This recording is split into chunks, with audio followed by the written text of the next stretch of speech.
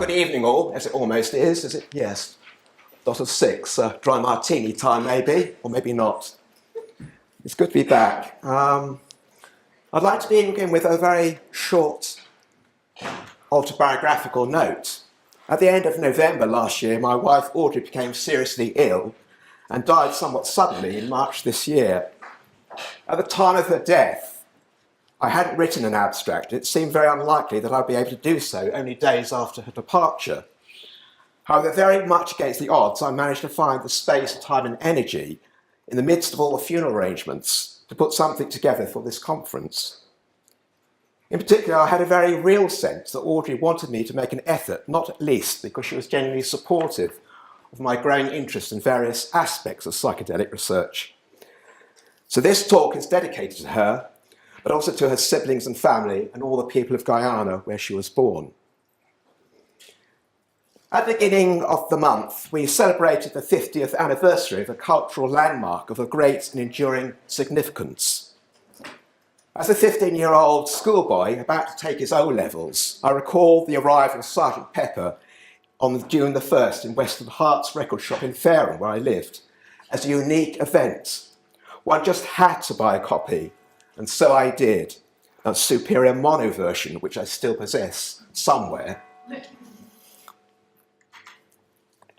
What is interesting 50 years later, and in this particular context, is how much the world of work featured in Sergeant Pepper, which, as some of you know, was originally scheduled to include Strawberry Fields and Penny Lane. Many jobs and roles are directly referenced: railway porters, newspaper sellers, car salesmen, circus artists, traffic wardens, council officials, barbers, firefighters, bankers, and charity workers. I'm sure I've missed some out. This is a world far removed from the Fab Four's early albums and singles, which rarely ventured from conventional tropes concerning the trials and tribulations of teenage love. In short, by the mid-1960s, pop began to exhibit its growing sophistication in its choice of subject matter, slowly encompassing the world of work, as well as the joys and pitfalls of romantic attachment and sexual engagement. This is perhaps unsurprising, as our sense of identity is established not just by our relationships with others, parents, siblings, spouses, partners, but also by our creative capacity. All the world's great religions, as we know, place value in work. This is certainly true in the Judeo-Christian Marxist tradition, but also in other traditions such as Islam, Buddhism, and Taoism. According to the author of Genesis, "In the sweat of thy face shalt thou eat bread, till thou return unto the ground. For out of it wast thou taken, for dust thou art, and unto dust shalt thou return." The psalmist declares, "Man goeth forth unto his work and to his labour until the evening."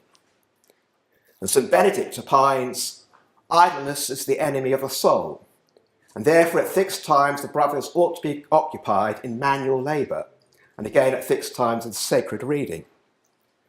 And finally, Dietrich Bonhoeffer comments, "But the bulk of the day belongs to work, and only where each receives its own specific due will it become clear that both belong inseparably together. Without the burden and labour of the day, prayer is not prayer, and without prayer, work is not work."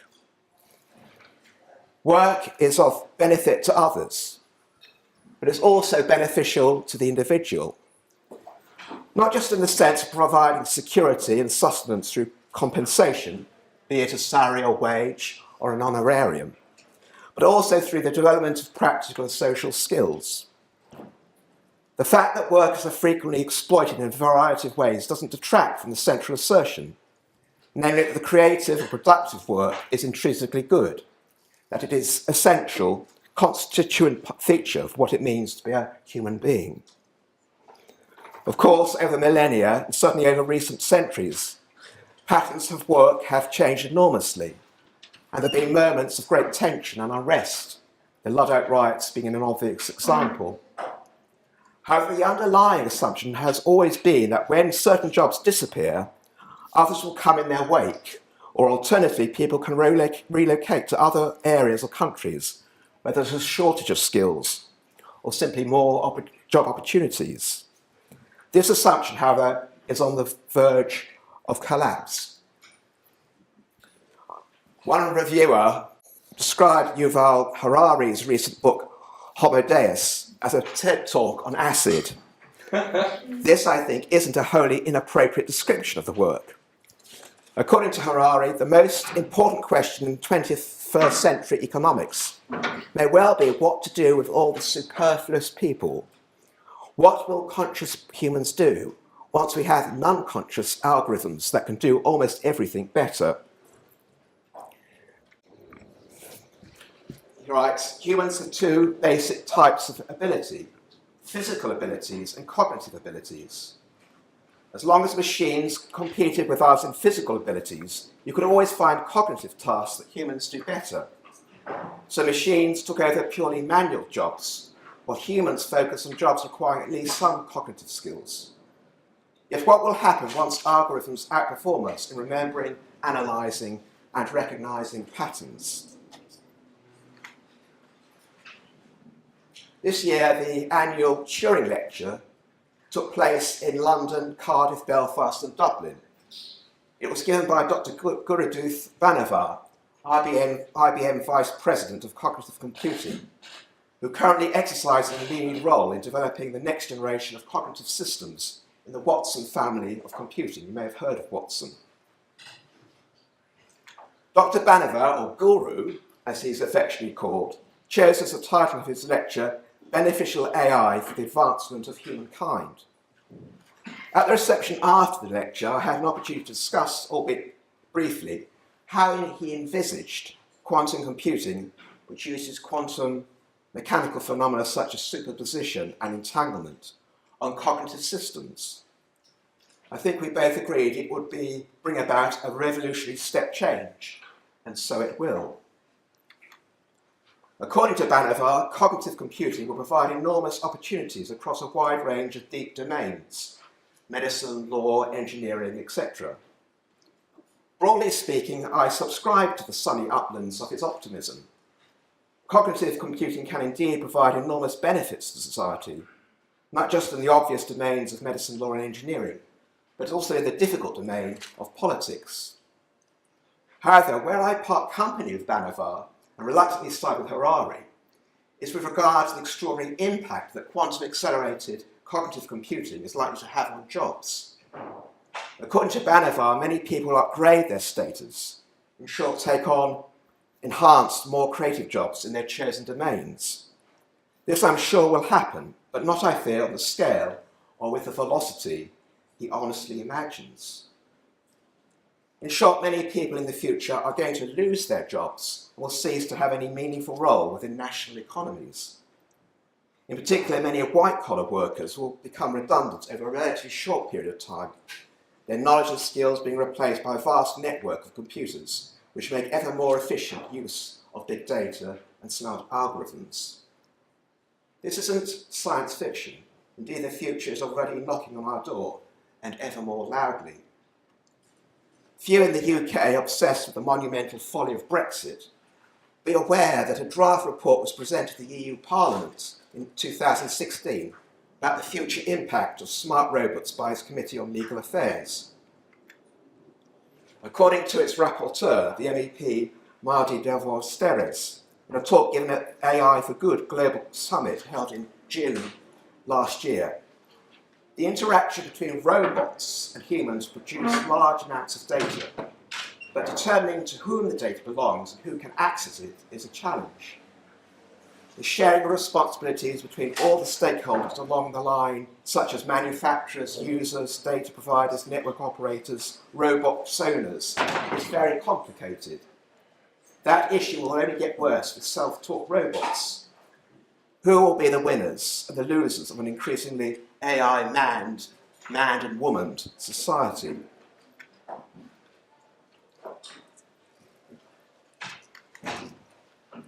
Clearly, if many people find themselves outside the labour market, if many people don't have the skills to take on sophisticated roles in the future, If, in the view of Harari, wealth becomes concentrated in the hands of a tiny elite who own the smart algorithms, then almost certainly we will witness, in his sobering words, unprecedented social inequality.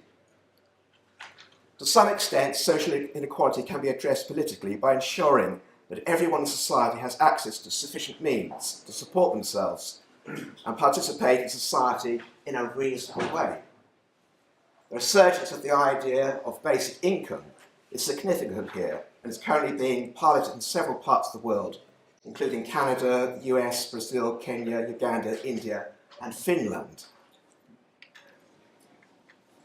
But here's the rub. Participants in the Finnish plot, which began in January this year, are already reporting not only lower stress levels, which, as predicted by the political commentator Paul Mason, will lead to economic benefits, but also a greater incentive to work, ! However, what happens when the jobs simply aren't there because people have been replaced by robots and AI systems that can do their jobs more efficiently and effectively? Over the next 30 years, the nexus between remunerated work and understanding of self-worth is likely to fracture severely. The provision of basic income may ameliorate some of the effects of sustained chronic unemployment.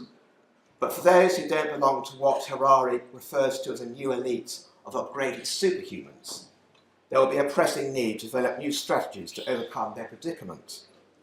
And it's in this context that I would like to suggest that psychedelic drugs may have a useful role, possibly even a pivotal role, in allowing men and women to rediscover the fundamental relationship between labour and leisure.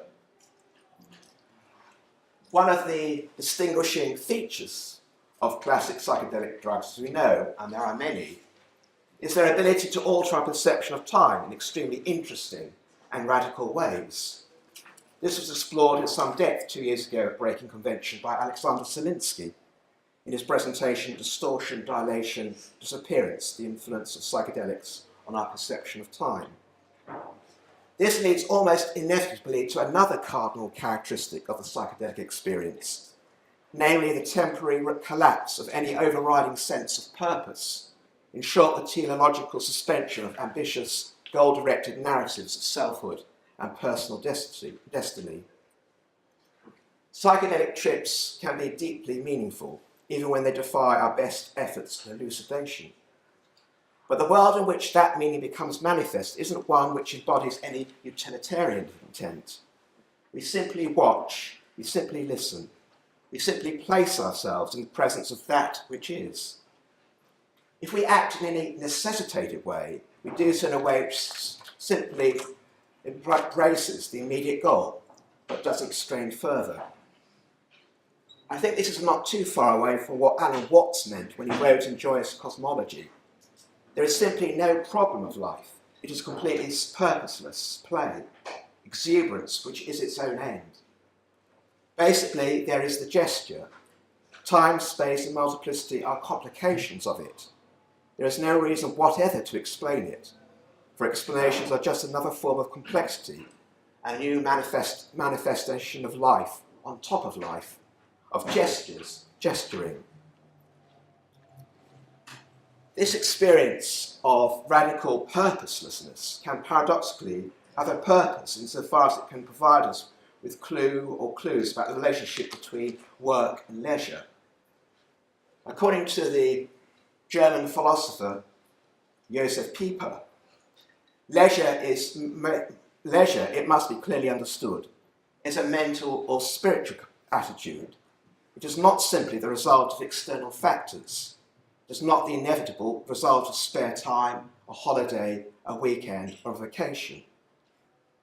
Compared with the exclusive work, the ideal of work as activity, leisure implies in the first place an attitude of non-activity, of inward calm and silence.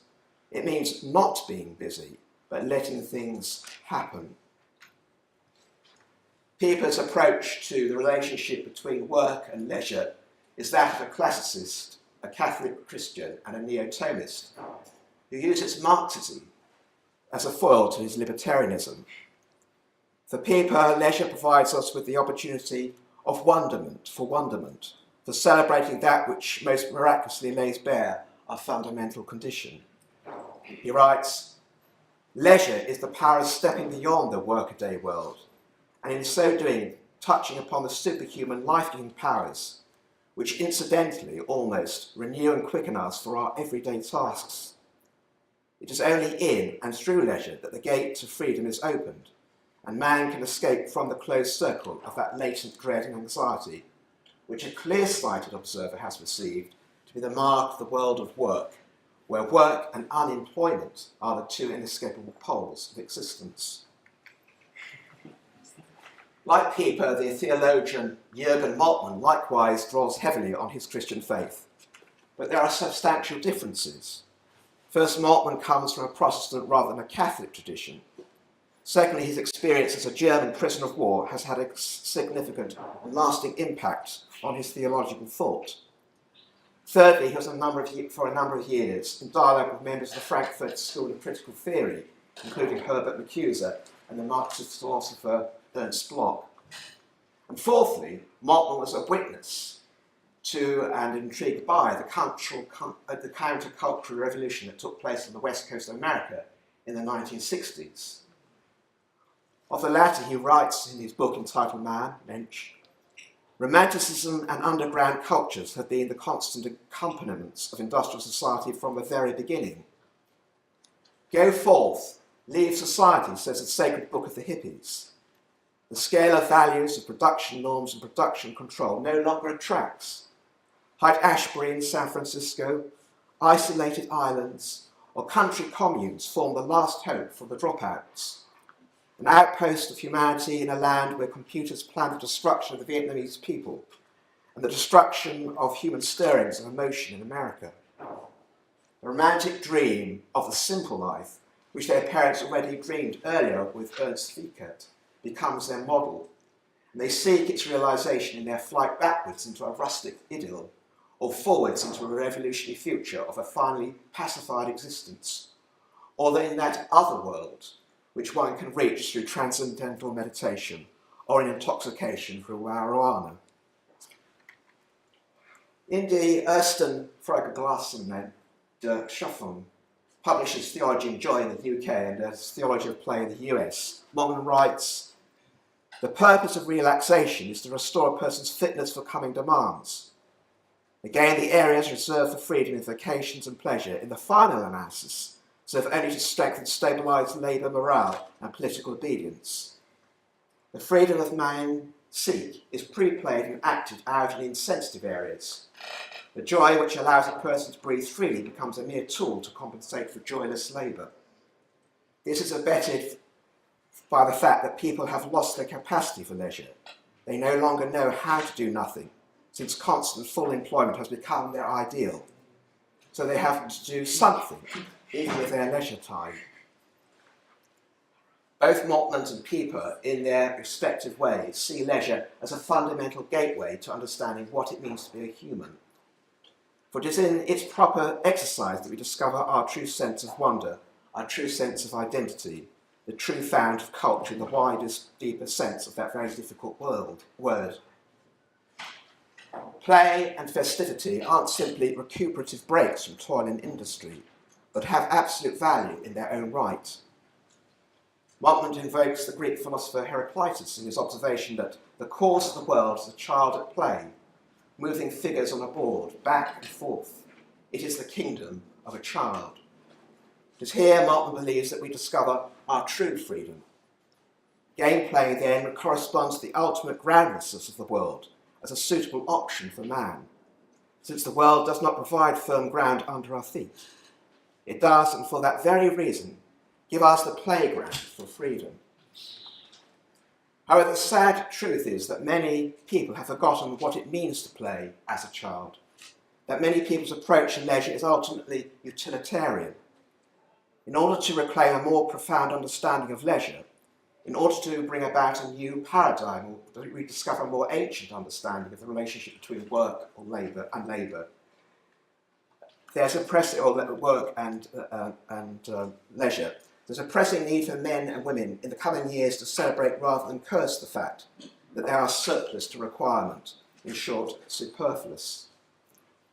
But this, of course, is an extraordinarily hard ask, not just in the West, but in many other parts of the world, not least because work and material reward are now hardwired into human consciousness and culture.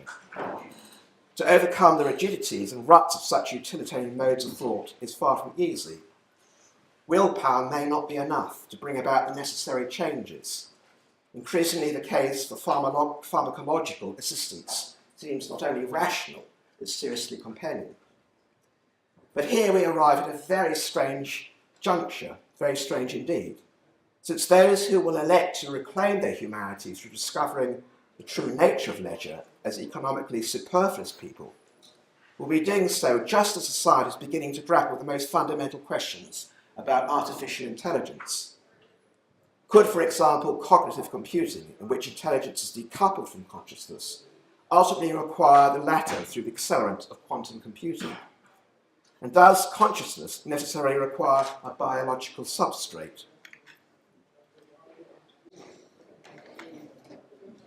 In Beyond Zero and One, Machines, Psychedelics and Consciousness, Andrew Smart talks about augmenting the classic Turing test for artificial intelligence, in which responses to questions are indistinguishable from those provided by humans, with an acid test as made famous, perhaps infamous, by Ken Kesey and his merry pranksters. Initially, the suggestion seems preposterous, but on sober reflection, tantalisingly persuasive. Smart writes, at a very minimum, in order to test whether the machine is conscious, it should possess similar mechanisms to what the brain has that allow humans to trip on acid. What if the other psychedelics are available? What if the psychedelic state could be a kind of biomarker for consciousness in artificial minds? Once neuroscience works out in a precise way in which psychedelics alter human or brain activity, could a test be developed for an artificial system claiming to have a mind, in which the equivalent of a psychedelic compound is given, and the artificial mind's response is measured using the equivalent of a brain scan? Would the artificial consciousness be perturbed in a similar way? We seem to have come a long way in the past 50 years, but in another way, not so far. Railway porters, newspaper sellers, car salesmen, circus artists, traffic wardens, council officials, barbers, firefighters, bankers and charity workers may still be plying their trade somewhere, but not in the way they did, and maybe not for much longer.